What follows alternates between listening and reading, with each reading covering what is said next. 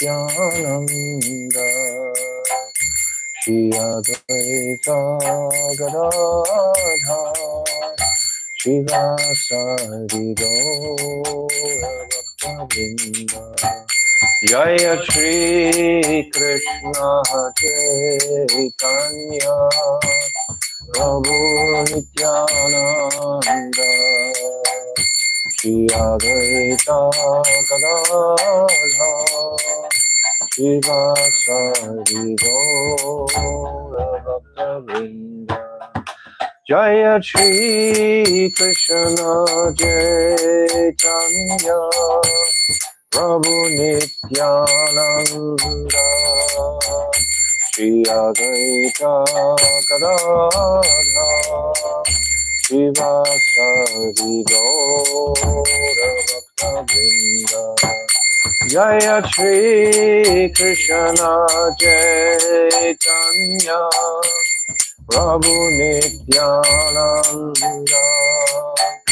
Jaya Advaita Gadadha Shivasari Gaura Bhakta Hare Krishna Krishna Krishna Hare Hare Hare Rama Rama Rama Hare Hare Hare Krishna Krishna Krishna Hare Hare Hare Rama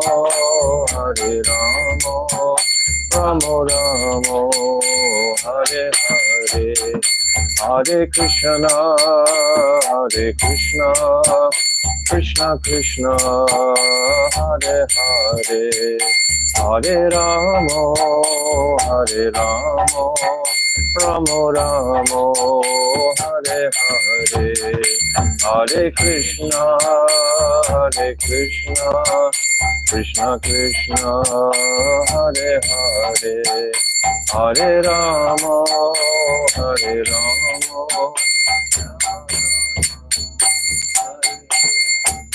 Oh Hare Krishna Krishna Krishna Hare Hare Hare Rama Rama Rama Hare Hare Hare Krishna Krishna Krishna Hare Hare Hare Rama Rama Rama Hare Hare Hare Krishna Krishna Krishna Hare Hare Hare Rama Rama Rama Hare Hare Hare Krishna Krishna Krishna Hare Hare Hare Rama Rama Rama Nitai Gaura Hari Bol Hari Bol Gaura Hari Bol Nitai Hari Bol Hari Bol Gaura Hari Bol Nitai Gaura Hari Bol Hari Bol Gaura Hari Bol Nitai Gaura Hari Bol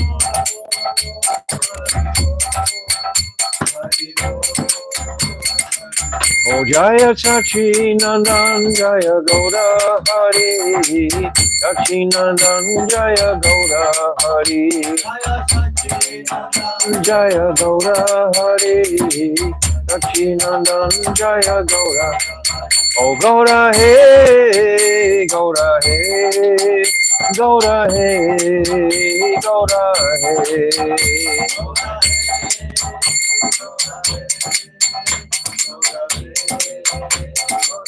O Jaya Radha Shama Sundar Radha Shama Sundar Radhe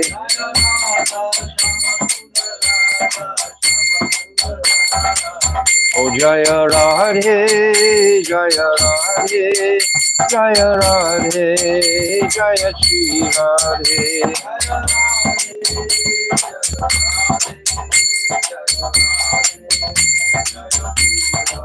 Oh Radhe, Radhe, Radhe, Radhe, Radhe, Radhe, Radhe, Radhe.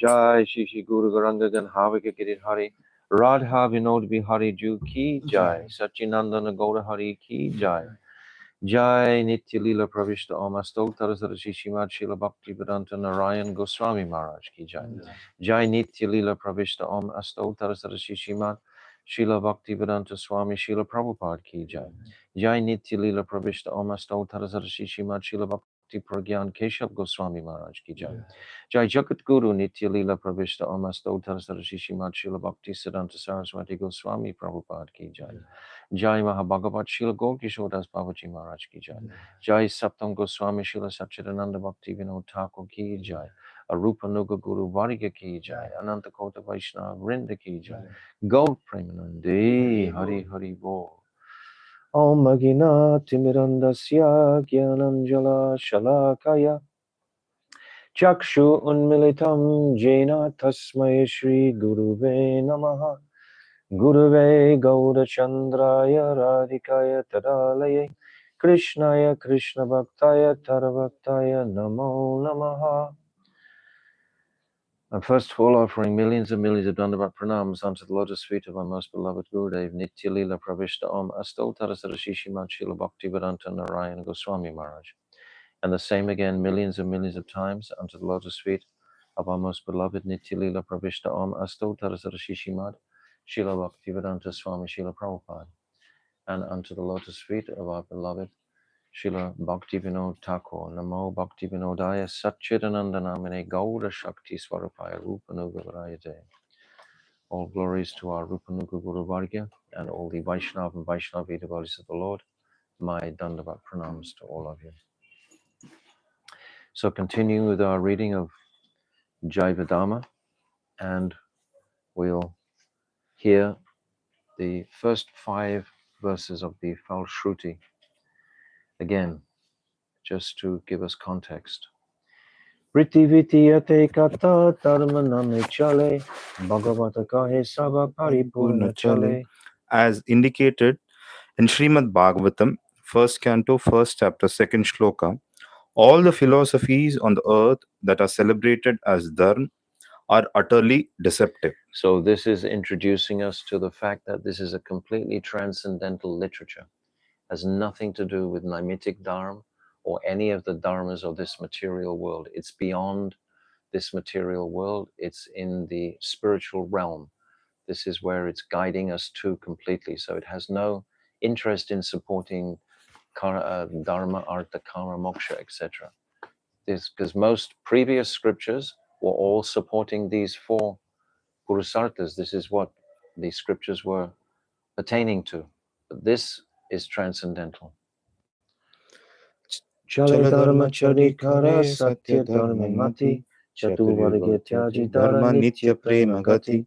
One should completely abandon such deceptive dharmas and observe his mind in true dharma.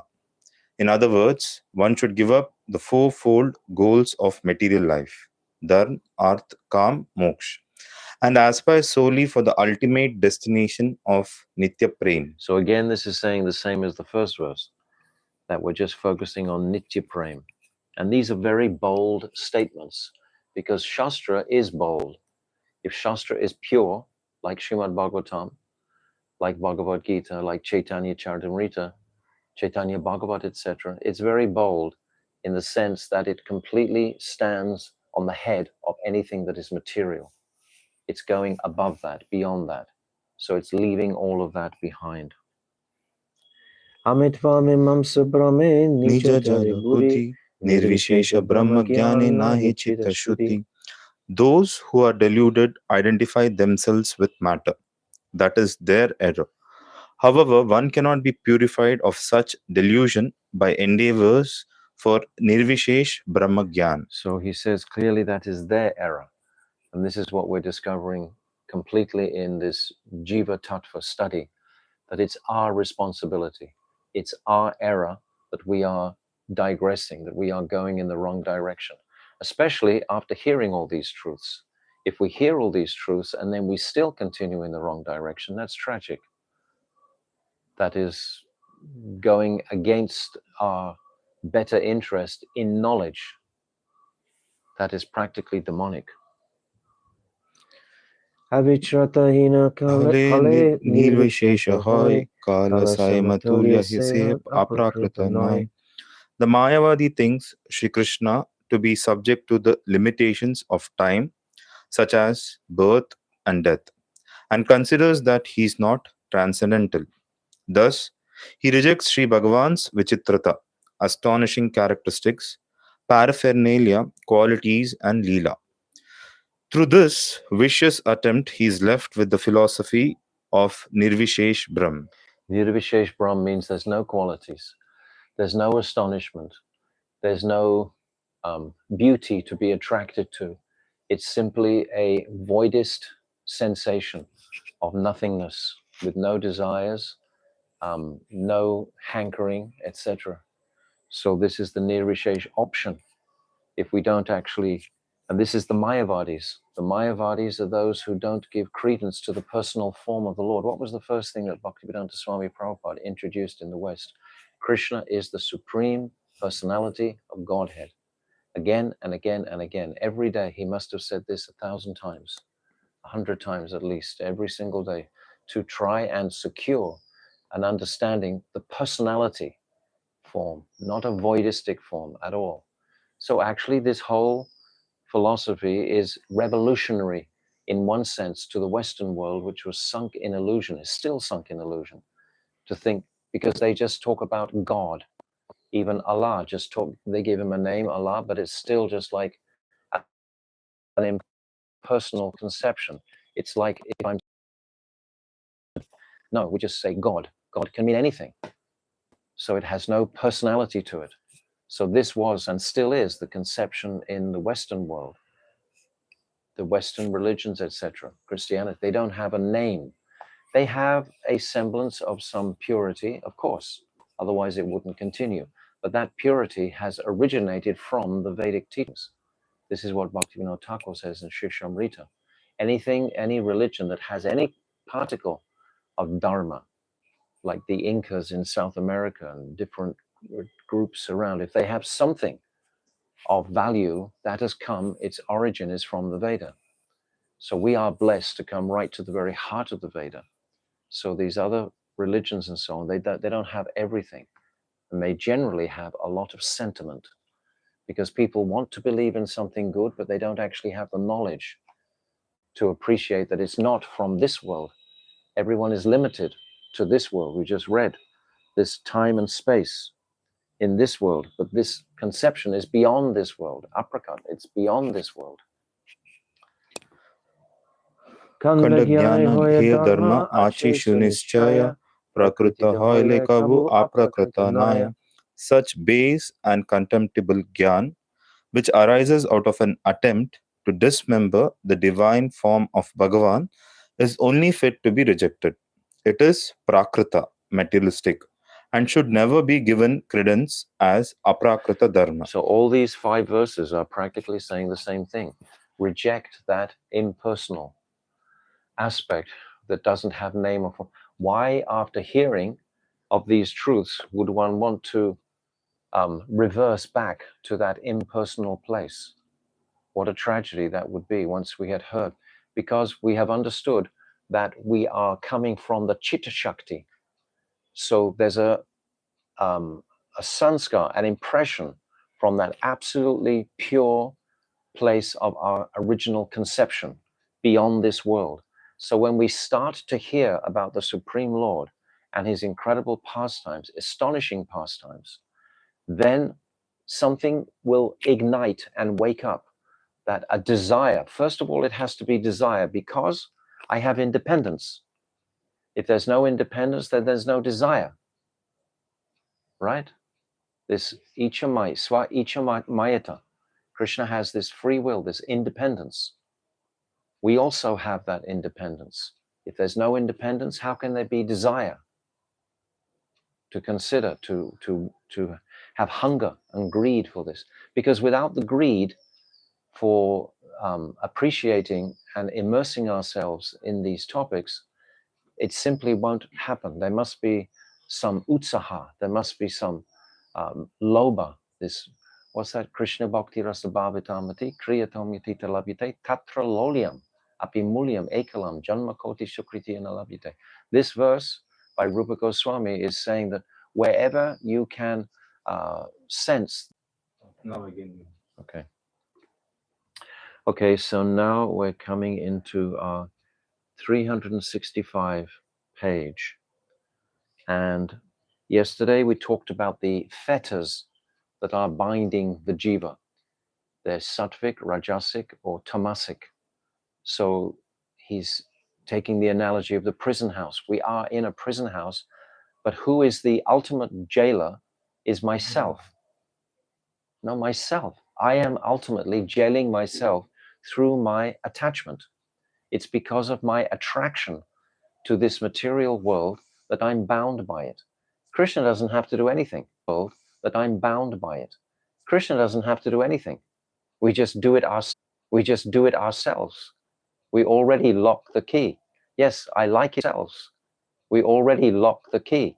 Yes, I like it here. I like my honey and I like my various, other attractions of this material world. Therefore, I am binding myself by my attraction here. And the way out is still attraction, but attraction to Krishna's pastimes. This is what we love to hear. Tavakatam ritam tatta jivanam. Those souls who will glorify Krishna's pastimes in Vrindavan in particular, to build a consciousness of that spiritual world. This is why Kartik Vrat is so important, especially being in Vrindavan, when we can go to all these holy places and we get to know our eternal home in Vrindavan. We get to know Giriraj Govardhan, we get to know Varshana, Nandagan, etc., Javat, all of these holy places there. We become familiar with them. We start to remember them often. This is the process to build a Vrindavan consciousness. We should be in that Vrindavan world. And the holy name will bring us there. Okay, so we are on page 364. Okay, yes, you're right. Yes. So we read, Brajanath, I'll back up to the first paragraph. What sort of karma activities do the jivas perform when confined in Maya's prison? Initially, the jiva performs karma to provide himself with his desired sense pleasure in accordance with his material propensities. That's in accordance with our adhikar. Some are sitting on the edge of starvation, basically. They just have to get their bread and butter. Others are beyond that and they want a new motor car, they want a bigger house, they want a helicopter, etc. So according to our particular previous births, we get our karmic fruits. And so everyone is different. Again, we've spoken about this before. In accordance with his material propensities. Then he performs karma activity to try and dispel the miseries that result from being bound by the shackles of Maya. So everyone is going to experience misery. Even the most wealthy person has to die at some point. At some point, his organs will have to break down. At some point, his vision will go down. He may be able to soften the blow, but in the end, he will have to grow old. His family members will probably argue with him, etc. You can't find peace in this world. There will always be problems, adhyatmik, adhibautik, adhidevik. They're built in. So when we come to appreciate this, then we learn to tolerate these afflictions. I think he's going to turn the microphone on soon, so we can have to. Yeah. Let him start the kirtan. Yeah. And can you close those back windows also then? So, Now, Brajanath is asking again, please explain the first type of karma in detail.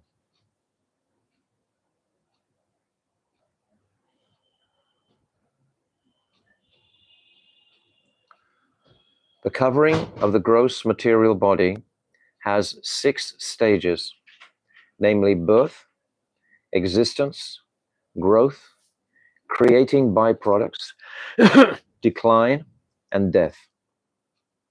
These 6 transformations are the inherent attributes of the gross body, and hunger and thirst are its deficiencies.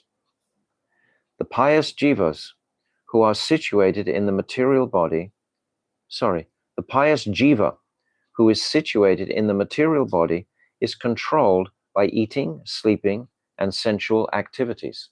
Okay, this is across the board, everybody, all jivas. And his material sense desires, as his material sense desires dictate. Again, it's our independence. As our desires dictate, we perform our various karmas. Someone may not have many desires, so they have a very simple life. Someone has a lot of desires, so they have a very complex life.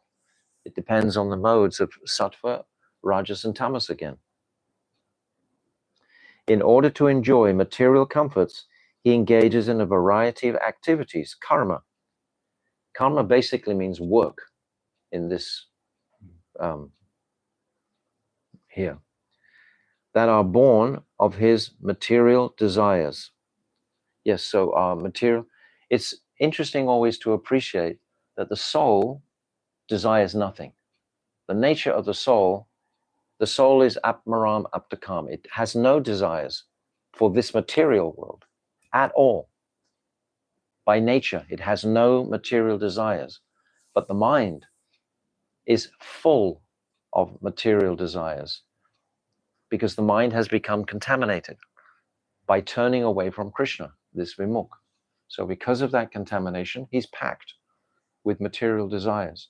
It's described by one acharya, when we sit down to a meal, that's when our material desires really become strong, because we want to eat, we want to take, to nourish our body. How many material desires come when you're sitting down with one meal? You have one meal, and we have more material desires than we can ever fulfill in one birth. There's more material desires there, all waiting to just flood our consciousness with deluding aspirations of meaningless activities. So it's very important to get a control of the mind and not just let our material wanderings and desires take over control, because that is the condition of the materialist. During the course of his lifetime, he performs 10 types of purificatory ceremonies, punya sanskars, and 18 other sacrificial rites prescribed in the Vedas. His intention is to accumulate pious credits through these karmas, etc., but it's all material, it's all temporary. None of it has any significance to the soul. The soul doesn't mind, doesn't care where it is. The soul just wants to connect with the Lord in service. That means it'll become pixelated. But you should let the Wi-Fi come on when it leave it. That is. Anyway, our electronic setup is probably not as good as it could be, but we just have to tolerate the electricity coming and going. It's not smooth all the time. In contrast, impious conditioned jivas take shelter of adharma and enjoy sense gratification sacrilegiously by performing various types of sinful activities. So previously we were talking about those pious souls who are born into pious families and will perform all the various sanskars, etc. But it's all with the intention to increase their material satisfaction and well-being about the body and family, properties, etc., etc. And now the tamastic ones are more focused on just the sinful, directly sinful activities. Sacrilegious by performing various types of sinful activities. Jivas in the first category attain the higher planets and enjoy celestial pleasures as a result of their pious activities. When this period of enjoyment ends, as it must, they take birth in the material world again as human beings or in other life forms. So wherever we go, Swagaloka or whatever, you've got to come back here again. Jivas in the second category go to hell because their sinful activities, because of their sinful activities, and after suffering a variety of miseries there, take birth on earth again. I was mentioning about the Garuda Purana yesterday, and the idea is to create such an impression that we don't want to engage in sinful activities again. We want to maintain our purity, etc., and not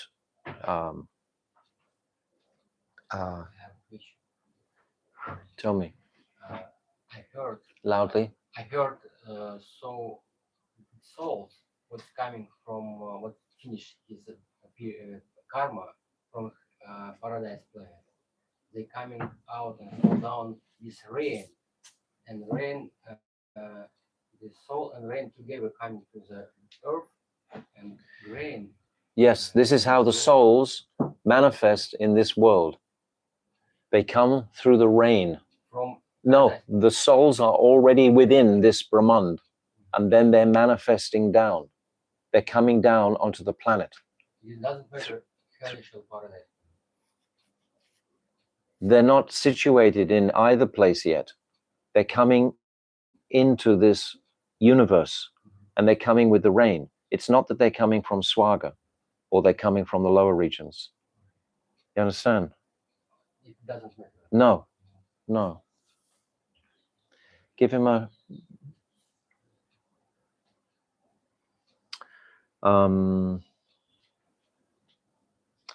Jivas in the second category go to hell because of their sinful activities, and after suffering a variety of miseries there, take birth on earth again. Thus the jiva, bound in Maya and entangled in the cycle of karma, wanders hither and thither, seeking to enjoy sense gratification. Yes, it's described this karma chakra, where yajna is performed, and then from the yajna, the rains are produced, and within the rains, jivas will descend into this world. Those jivas are not, they're not already situated in Swaga or in the lower planetary systems. They're coming in because it's described in another place that if you liberate every soul in this world, it's not that there will be no more souls in the world. Immediately it will fill up again because the souls are always coming down. So when they actually come down, that's when they come down in the rains. That's why we don't eat the spinach. And the animals can eat this. Yes, and create the semen, and then from yes, the whole cycle begins. Intermittently, he also enjoys some temporary pleasures as a result of pious I'll go over again. Thus the jiva, bound in Maya and entangled in the cycle of karma, wanders hither and thither, seeking to enjoy sense gratification. Intermittently, he also enjoys some temporary pleasures as a result of pious activities, punya karma, and suffers miseries because of pap, sins. So both. We get the results of whatever we perform. When we're performing pious activities, some good results will come. A good birth will come, where we have an opportunity to again engage in devotional service. If we're fortunate to meet the sadhus. If we don't meet the sadhus, we'll just continue on this karma kan, gyan kan path. That will be the result, unless we meet someone who is in knowledge of these this path. This is why this Jaiva Dharma is so valuable, and all scriptures are so important, If we don't come in contact with these granthas, these scriptures, then this avidya will just be prominent. Prior to Mahaprabhu, practically, I've said many times, it was mostly karma kand and gyan kand. There was, looking for the path of moksha or mukti. That was the goal. But with bhakti was there also, but not bhakti ras. So Mahaprabhu has come to really give such a gift. This we should appreciate. We are incredibly blessed. Brajanath, please describe the second type of karma as well. The jivas situated in the gross body undergoes immense suffering due to the deficiencies of the gross body, and he performs various types of karma in an attempt to minimize these miseries. He collects various foods and drinks to assuage his hunger and thirst, and he toils arduously to earn money so that he can buy food. Isn't it remarkable how sometimes people work so hard that they can't change their karma? And then somebody again doesn't work hard at all, and yet so much wealth comes to them. So the determining fact is not in our hands. It's based on what we have in our karmic bank account, that what we're going to actually, this is before coming in contact with the spiritual path. This is just on the regular karmic platform. When we come in contact and practice the precepts of bhakti, then everything can change around completely. All of these karmic reactions can just be nullified. This is said in many places in the Srimad Bhagavatam. For example, if you're supposed to break your leg, you may just bang your toe very hard. Things of that nature. Everything is reduced when we practice the path of bhakti. Our karmic reaction is minimized. Punya and pap, both pious and impious. Because if our karma was to collect a lot of wealth, is that necessarily going to be good for our bhakti? It may be good for our bhakti if you're planning on building an ashram, etc., and supporting the devotees, etc. It may be good, or it may not if you don't have that plan. And Krishna will know if it's going to distract you, so he won't give you that. Krishna is so merciful in all ways.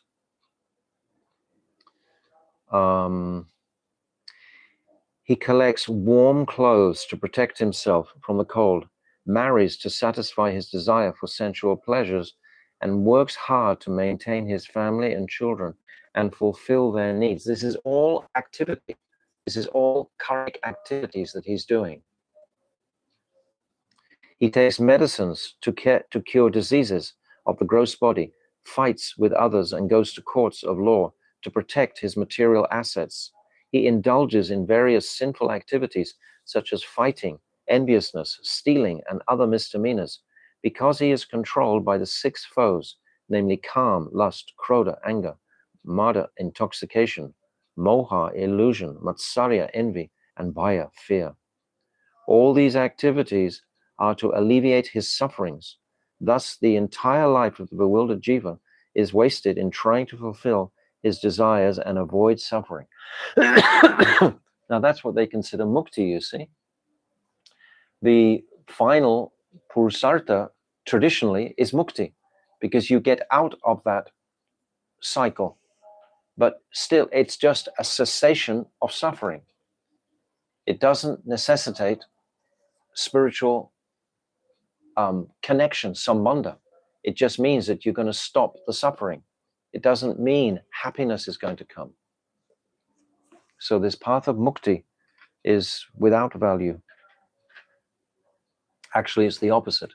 If you become liberated, you're quite likely just to leave any devotional practice you had previously.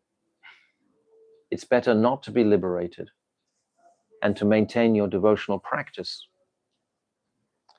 Brajanath, wouldn't Maya's purpose have been served if she had only covered the jiva with the subtle body? Babaji, the gross body is also necessary, because the subtle body cannot perform work. Mind, intelligence, and false ego are subtle. They can't engage.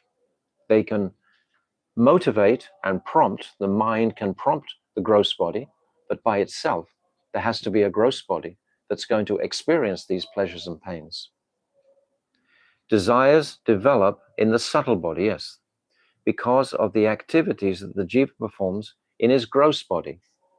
So whatever we're doing in the gross body, then the desires are going to come into the subtle body. Let me read that again. Desires develop in the subtle body, so they come from the subtle body because of the activities that the jiva performs in his gross body. And the jiva receives another gross body that is suitable to fulfill those desires. So the desire comes from our independence. And from that independence, then it's manifesting into the gross world. If I'm just having these desires, but no, this is like a ghost. A ghost doesn't have a gross body. A ghost has a subtle body and is just wandering around disembodied. It can't fulfill any of its desires.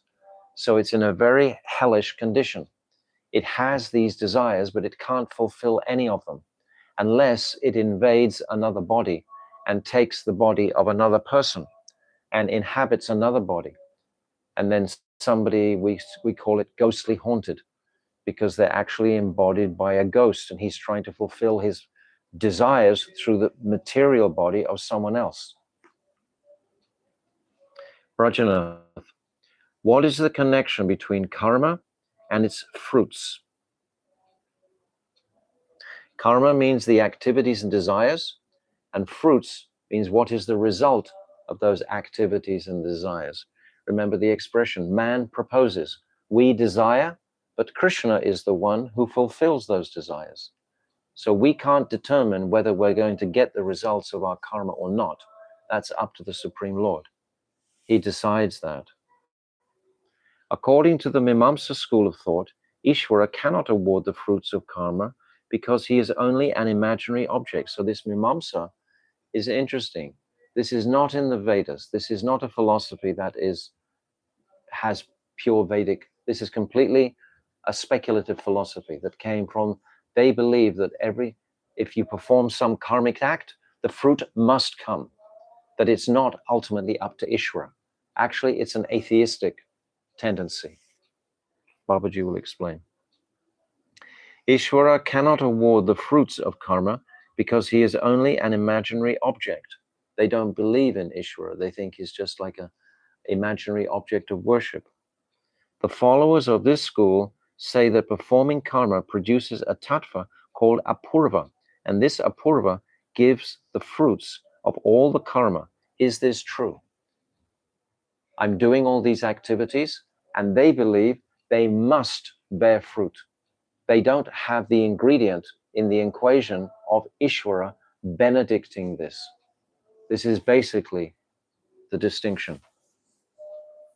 The followers of the Mimamsa school do not know the actual meaning of the Vedas. No, it's corrupted.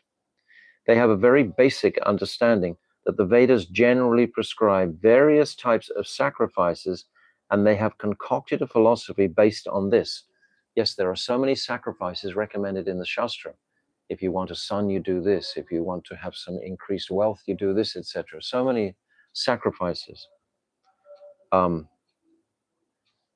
they have concocted a philosophy based on this, but their doctrine is not found anywhere in the Vedas. On the contrary, the Vedas state very clearly that Ishvara awards all fruits of karma. It's not automatic. It's not just because you go around giving charity, you're necessarily going to get so much remuneration for that. You may get it and you may not get it. It's up to Krishna. We've said before, Krishna is independent. Krishna has freedom and free will. This swa icha mayata and swatantrata. Krishna, this is his. So he has the decision to whether to bestow it or not. We shouldn't think it's automatic.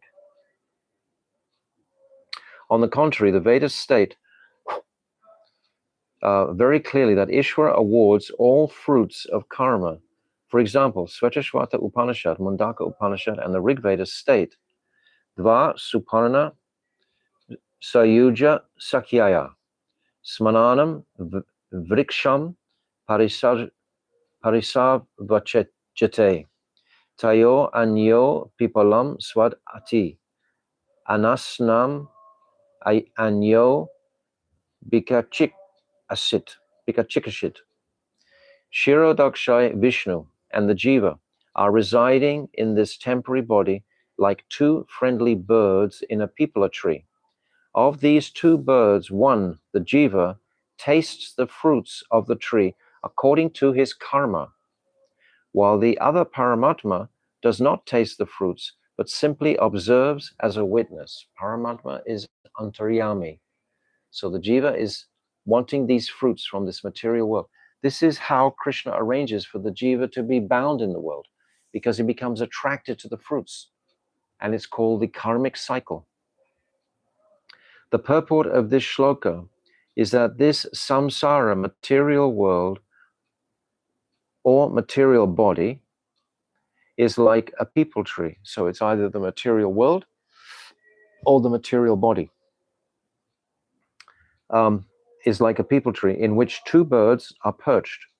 One of these is the conditioned jiva, and the other is his friend, Paramatma, friend, Ishvara, Paramatma. By the way, this Paramatma never ever disturbs the independent desire of the jiva. Paramatma is always a witness. He's never going to come in. He'll give the drunk his next bottle of wine. He'll provide for all the lower desires. So he has no way. It's the dharmic law that nothing can influence the independence of the jiva. Not even Krishna, as Paramatma, will influence the decision of the jiva. The Paramatma may encourage, may in different ways bring us to a place where we can get good sadhu sangha, but ultimately it's for the individual to decide whether I want to stay in that association or not. Always this independence is healthy to appreciate in this chapter all the way through. Krishna has the independence and we have the independence.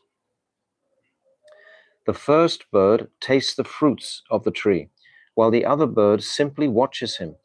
This means that the jiva who is bound by Maya performs karma and enjoys the fruits that Ishvara, the Lord of Maya, awards according to the jiva's karma. So that Paramatma in the heart is going to determine whether you get the fruits or not. But it's never going to influence the jiva's decision to want those fruits or not. It can't. Otherwise, the meaning of independence is void. It's not like that. We have independence all the way through until we give our independence to Guru. This is the greatest gift we can give to Guru, is to give him my independence. That's actually the principle of Guru Tattva, ultimately.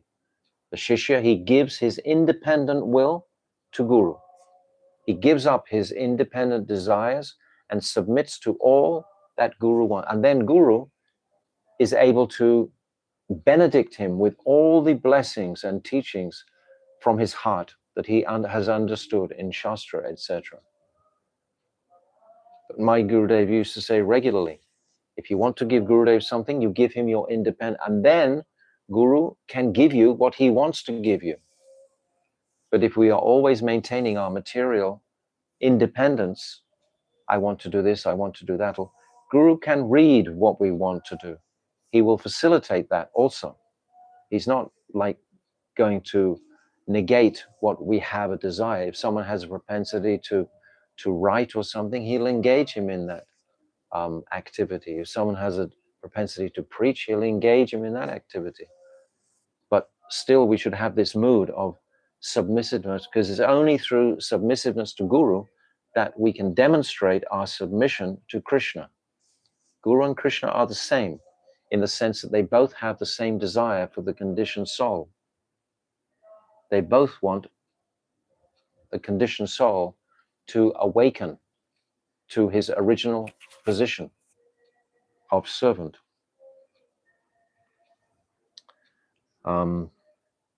This awards according to the Jiva's karma.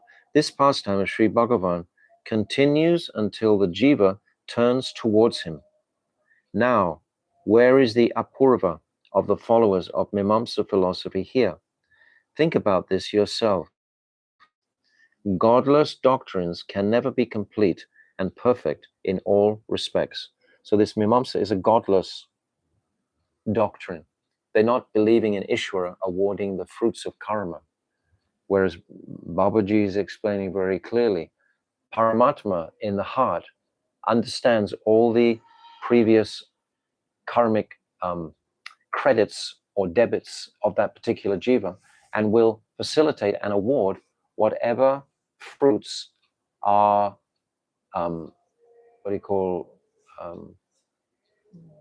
credible, whatever fruits are supposed to be there.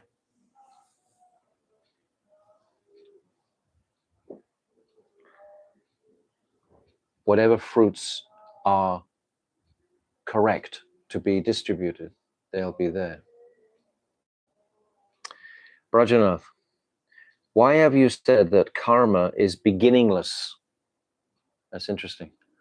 In the Bhagavad Gita, there's these 5 topics of the Gita that are described, and there, what is it? The jiva, time, Paramatma,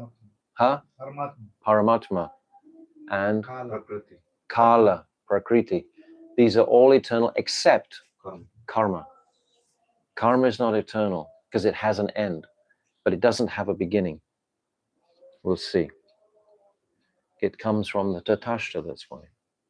Babaji, the root of all karma is the desire to perform karma, right?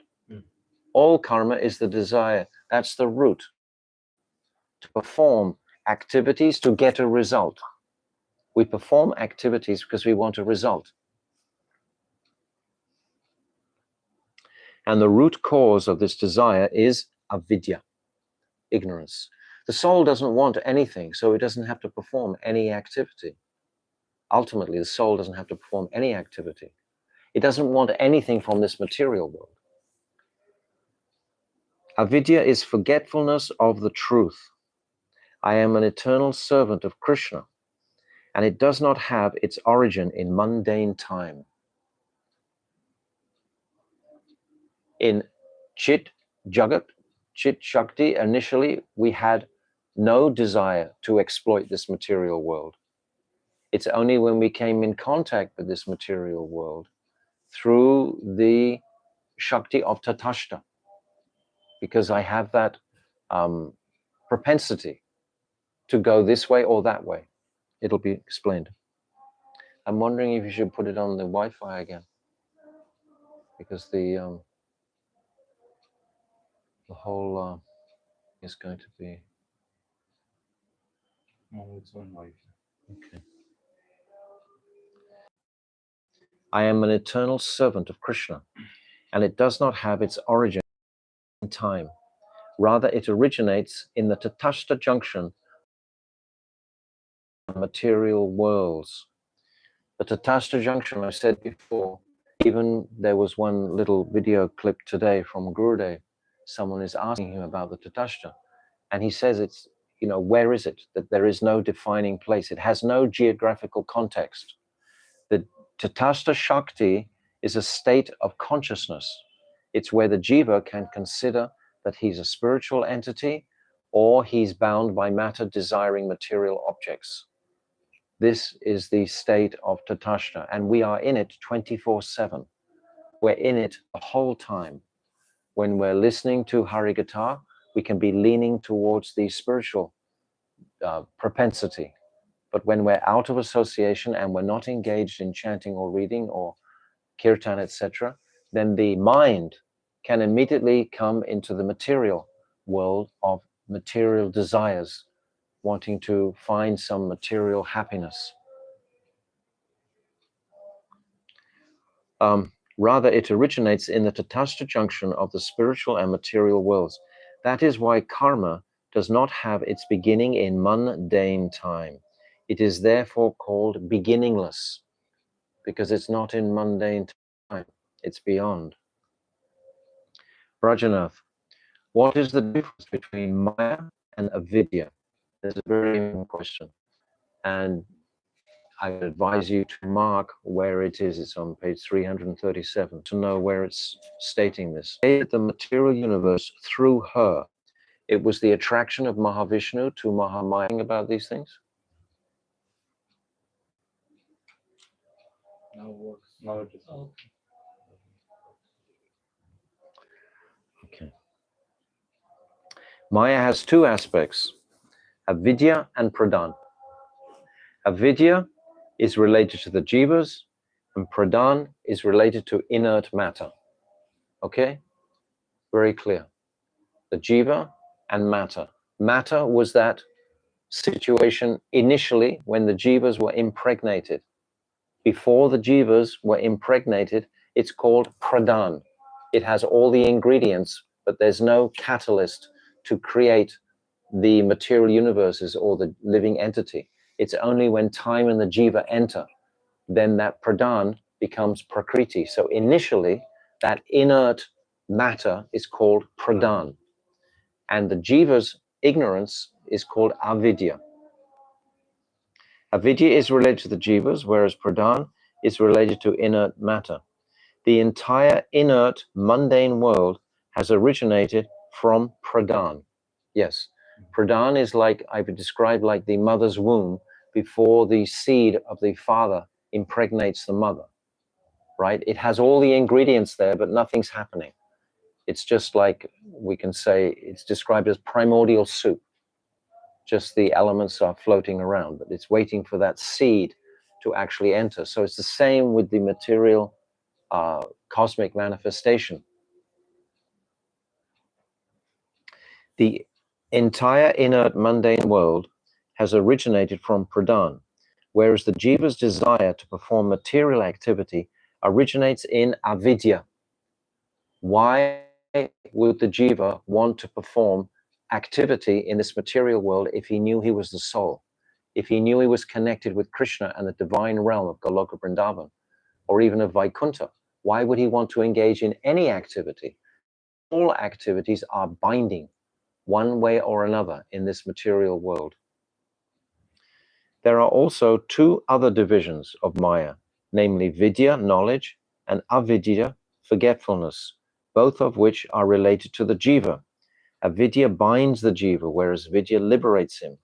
The faculty of avidya keeps working as long as the aparadi jiva continues to forget Krishna. But when he becomes favorable to Krishna, this is replaced by the faculty of vidya.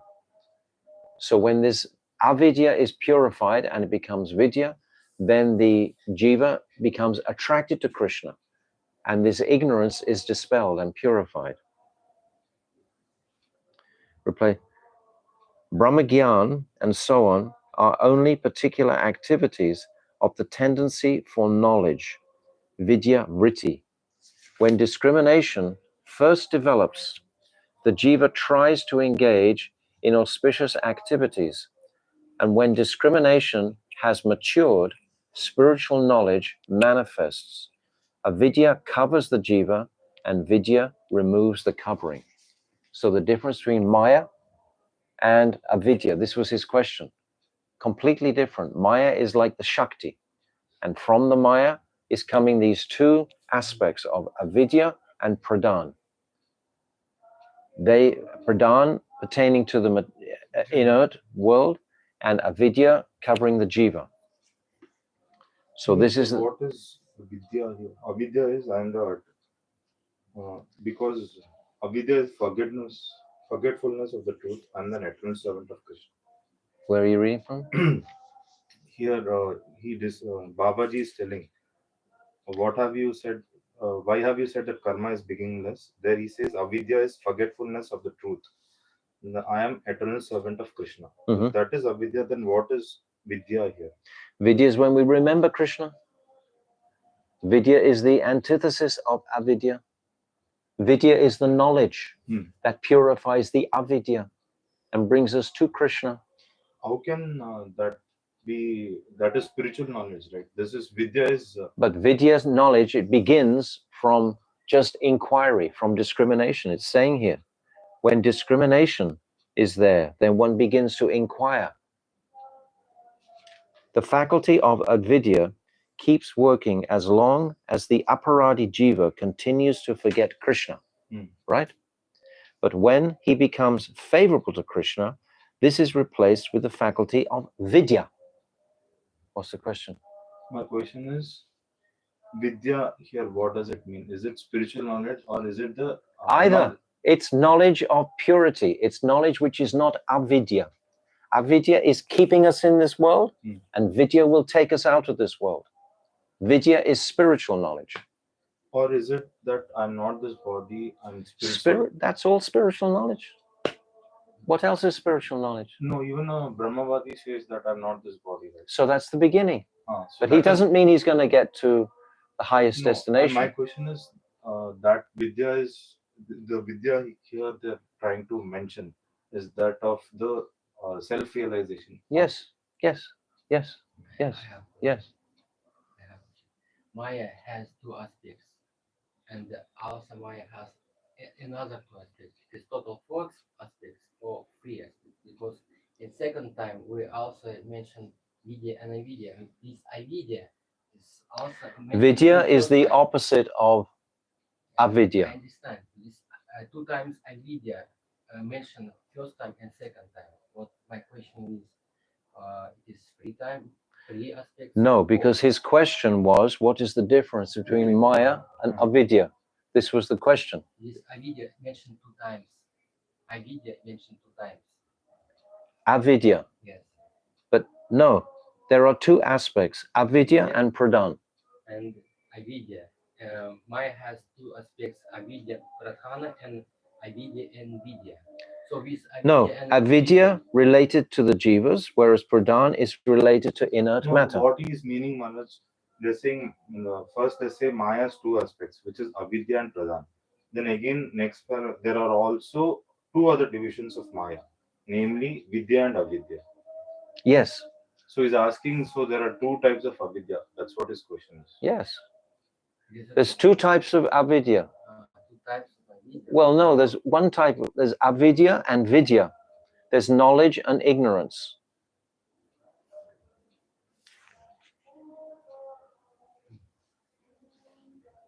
Avidya covers the jiva and vidya removes that covering. So we can say, just for argument's sake, that there's three aspects. But the question that was being asked was the distinction between Maya and avidya. And Babaji is illuminating it by bringing in the consideration of vidya. Vidya means basically, Prabhu, knowledge. It can be knowledge of Brahmagyan, knowledge of Aprakat Leela, it can be knowledge of all these things. It means purified How knowledge can that that come? is not avidya, that is not covering the jiva. But Manoj, when you say if it is Gyan of means knowledge of Aprakata, Leela and all, how can that come under the jurisdiction of Maya Devi? Because where Maya is there, all Prakata, Leela, nothing can means where Krishna. No, Maya Devi is the Shakti. Huh. And then there's two aspects within the Maya Devi. There's avidya. And what will purify the avidya, it's very simple. You're complicating it. It's very simple. Is vidya. That vidya can be Brahmagyan. It can be of the spiritual world. It's heading in that direction. It's not heading in the material direction. Because we say when we have to understand Krishna or something, we have to. Yeah, but some don't want to understand Krishna, and it's not completely purified vidya. It's vidya up to a certain degree. That is But what- nevertheless, it's still vidya. Yeah, Because it's better than the dull material. No, I understand covering. that it is Vidya, Manoj. So my question was Vidya up to that stage of where the Sattva Guna is persisting. Because spiritual knowledge is Triguna Tirtha, right? Is that was my Shuddha question. Sattva. Shuddha Sattva. It's not taking you there. It's not. Doesn't say anything about that. Okay. It just says the distinction. Hmm. From what it's saying here, don't carry it into another place. What it's saying here is knowledge. It's the distinction between what is ignorance And and what is knowledge. If someone is inquiring about self-realization, that is called knowledge. That is not avidya. But that limit of that knowledge, it may be transcendental, it may be just mukti, but it doesn't cast it in stone saying it's spiritual knowledge. It doesn't say that. And when it's saying vidya, Achyuta, when it says vidya, vidya is the opposite of avidya, but it's part of the answer. Yeah, I understand, but I don't understand what's the difference between aspect vidya, avidya and avidya. It is only mentioned 2 times. What's the difference between? Where are you looking at? Which part? I can't see. Maya has 2 aspects, avidya and pradhana. Just a minute. Maya has 2 aspects, avidya and pradhan. And next time, Avidya is related to the jivas, whereas pradhan is related to inert matter. And then there are also 2 other divisions of Maya, namely vidya and avidya. Yes. So his question is, the avidya mentioned before is different from the avidya mentioned. No, it's the same. same. Yeah, same. Of course it's the same. Translation is not correct. Okay. It's the same, Prabhu. It's the same. One more. No. It's the same. There's only one avidya. We have 2 avidya. There's only one avidya and one vidya. Okay. What is the function? Oh, we've run over our time. Okay. Tomorrow, what is the function of pradhan?